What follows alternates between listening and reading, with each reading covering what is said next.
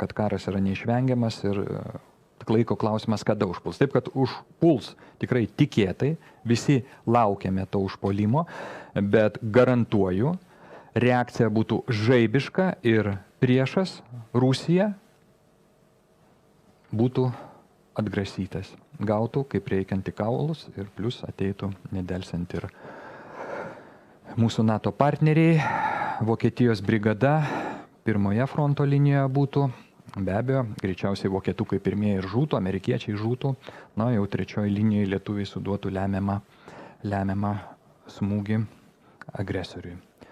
Štai taip profesionaliai atsakiau į 4 klausimus. Maždaug tokio lygio laidos, tokie klausimai visą dieną skambėjo valstybinio transliuotojo eterė, nes mes šiandien švenčiame NATO. Tai yra didžiulė, tai yra viena pagrindinių Lietuvos švenčių.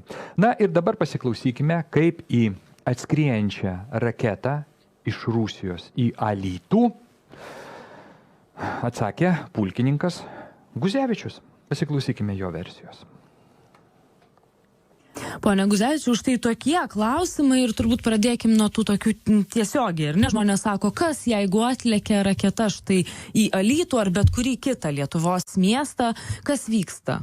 Na, šitas klausimas buvo labai geras, jis kaip tik durė pirštu, kur ką tik tai buvo paminėta, kad pas mus nepakankamai pasirūpinta oro gynyba. Tas ponios klausimas buvo labai taiklus ir tiesiai į 10-tuką. Tai ant kiek mes būsim spigliuoti ir pasiruošę, kad į Alytų nebumpteltų raketa, o būtų perimta arba numušta saugiai, tai ir priklausys mūsų priešininkų veiksmai. Thank you. Profesionalus, puikus atsakymas, tik čia man dar klausimas. Kai atskris viena raketa iš Rusijos, praktiškai problemų nebus, nes nors ir neturim tos deramos oro gynybos, bet mes tikrai susitvarkysim. Bet klausimas, o jeigu vienu metu, jeigu bepročiai, rusai paleis į Alytų 24 raketas? Reikės tiesiogiai paklausti pulkininko Guzevičiaus.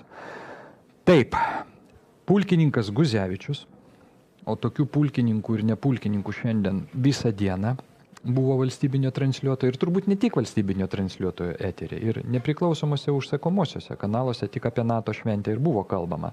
Taigi, pulkininkas Guzevičius atsakė į visiems labai aktualų, beje, ne patį svarbiausią klausimą. Puls rusai ar nepuls, kada puls, kaip puls ar nepuls, puls rusai, atsakė pulkininkas Guzevičius.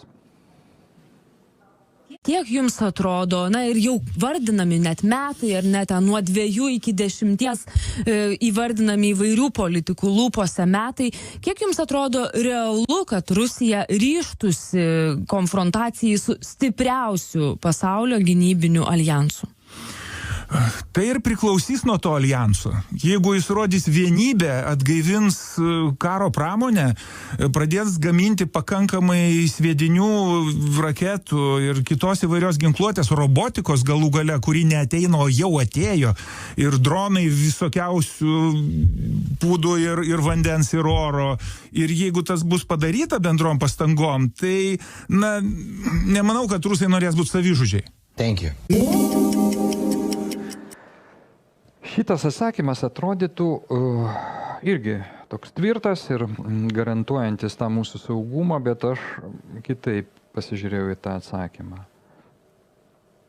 Jeigu rodys vienybę, taip išeina, kad mes mažai tos vienybės rodom, atgaivins karo pramonę, tai dar net gaivinta, jau 3 metai karas vyksta. Ja dar gaivinti reikia.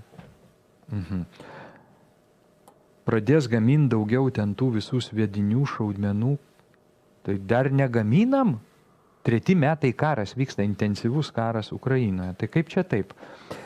Suneramino mane pulkininkas Guzevičius, nes aš maniau, viskas čia tvarkoj, tai kitaip tariant, oro gynybos mes neturim, švelniai tariant, kažką tenai. Pramonės tos neturim, vienybė, irgi žinom, šlubuoja. Aišku, Makronas čia rodo iniciatyvą, Lietuva palaiko, bet jau net amerikiečiai vakar rodėm, jau gūščiojo pečiais dėl to Makrono, sako, nusiramink, garbingas tai Prancūzė, nusiramink.